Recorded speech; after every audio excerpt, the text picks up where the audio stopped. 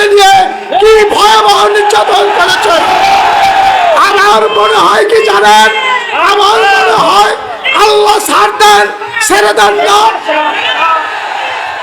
এই হুজুরদের অত্যাচারের জন্য, এই মামুনুল হকদের উপর অত্যাচারের জন্য ছাত্র জনতার উশিলায় এই কলঙ্কি হাসিনা এই দেশ থেকে পলায়ন করেছে।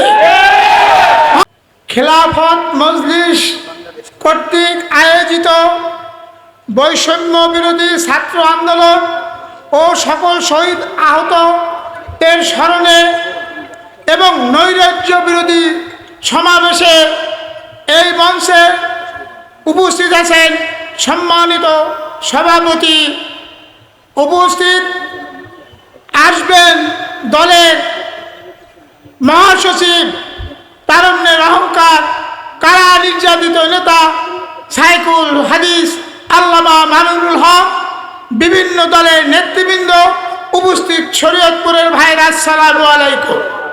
ভাইরা, এই 15 বছরে এই খুনি, গণহত্যাকারী, মিথ্যাবাদী শেখ হাসিনা যেইভাবে এই দেশে মিথ্যা কথা বলে, জোর করে ভোট চুরি করে এই দেশ শাসন করে দেশটাকে কলঙ্কিত করেছে, রক্তাক্ত করেছে, আমরা এই রক্তাক্ত বাংলাদেশ চাই নাই।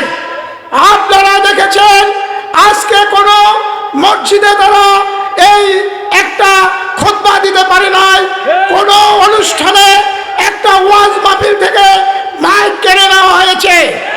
ভাইরা আমার, এই ছাত্রদের আন্দোলনে আমরা 5ই আগস্ট আমরা স্বাধীনতা পেয়েছি, তাই তাদের শ্রদ্ধাভাবে স্মরণ করি এবং আহতদের জন্য দোয়া করি। ভাইরা আমার, আপনারা দেখেছেন কিভাবে হুজুরদের উপর নির্যাতন করা হয়েছে। আল্লামা মামুনুল হক একটা তরতাজা লোক, আল্লাহর কথা বলার জন্য এই ফেরাউন হাসিনা তাকে জেলে নিয়ে কি ভয়াবহ নির্যাতন করেছে। আমার মনে হয় কি জানেন, আমার মনে হয় আল্লাহ ছাড় দেন, ছেড়ে দেন না।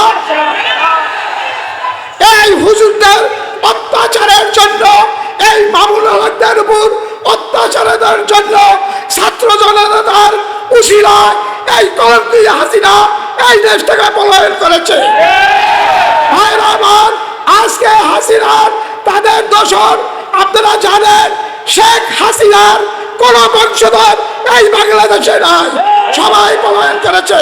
কাজেই আসুন আমরা নৈরাজ্য বিরোধী যা আছে সবার সাথে একমত হয়ে, কাঁধে কাঁধ মিলিয়ে সবাই একত্রিত হয়ে আমরা ভবিষ্যতে কাজ করব, এই আশা করে আমি আমার বক্তব্য শেষ করছি।